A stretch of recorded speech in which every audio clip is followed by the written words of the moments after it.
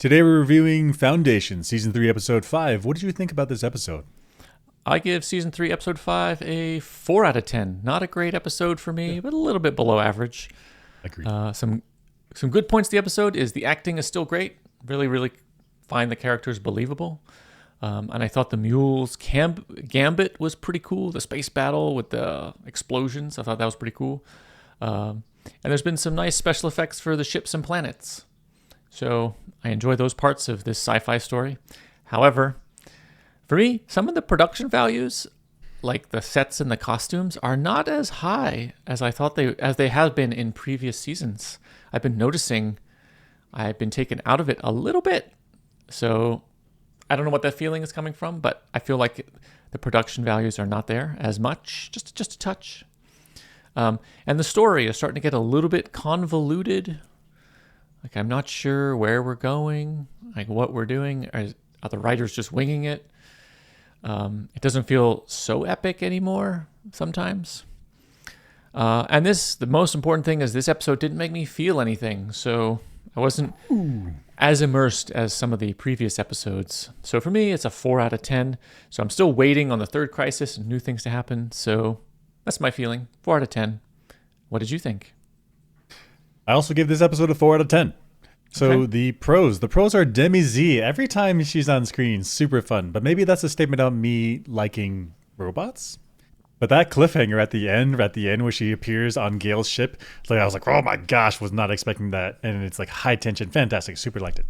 Additionally, I also like this great visuals across the episode. So the CG and like the cinematography of how they plan to shoot the shots, super good. That chase scene where Don is trying to get out of the place, the council place. Super fun. And then he switches, and it actually was Gale doing her mind tricks, and that was fun.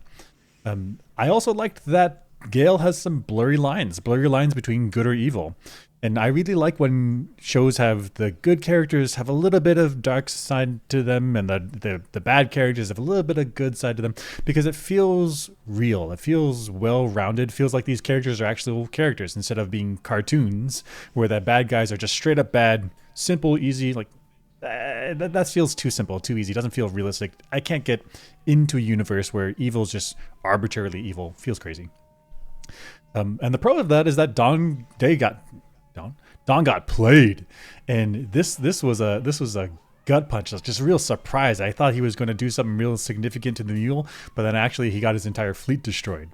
And so this is maybe a statement that he should have listened to Demi Z, because Demi Z has got a steady hand on the future of Empire and how it evolves over time.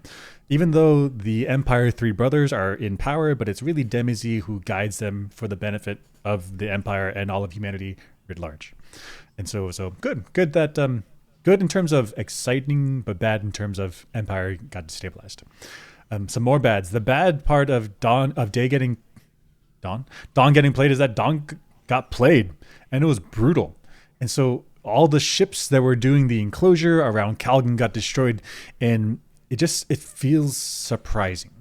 Like, I get it for the plot reasons why you want to have all these ships destroyed, but it doesn't feel right, because did Empire send all of their ships? They send all of their ships to this one planet, and so that tactically, what are you doing sending all of your ships there? One single destruction of all of these ships and your entire fleet is just hamstrung forever. Like that's crazy, and it's completely counter to the second season where Day did that, send all the ships to the planet. I think it was Terminus. They all got destroyed.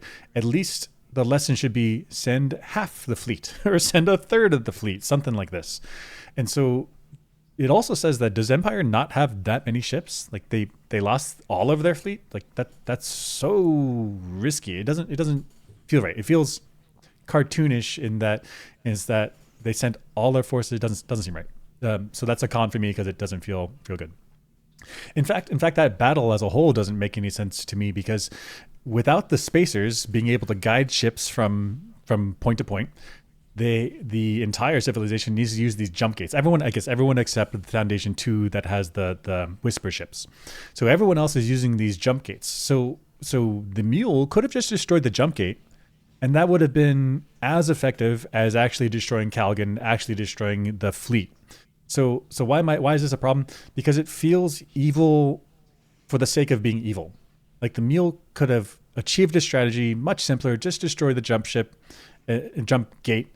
Whereas instead, he was like, he was written to be so evil that he destroyed the jump gate. Nobody could leave there, but also killed the ships, also killed the people. It feels heavy handed. It feels evil for the sake of evil. It feels cartoonish. There's more cons. The Malice storyline almost feels like it was written and directed by the C team. Like it's like you have the A team for like recording and directing. You have a B team for they're recording other stuff at separate times. And the Malice story always feels like it's C team for me. The acting feels. I mean, I'm not an actor. I don't know how challenging it is. I imagine it's very challenging, but somehow that group always feels kind of flat. Also, the traders being trashy country folk, salt of the earth types. It feels heavy-handed caricature of blue-collar people. Embarrassingly, when I was younger, I had that type of opinion. But then, as I got to know people from those lines of work, it's like that's cartoonish. That's insulting. That's too much. Didn't feel good for me for that reason.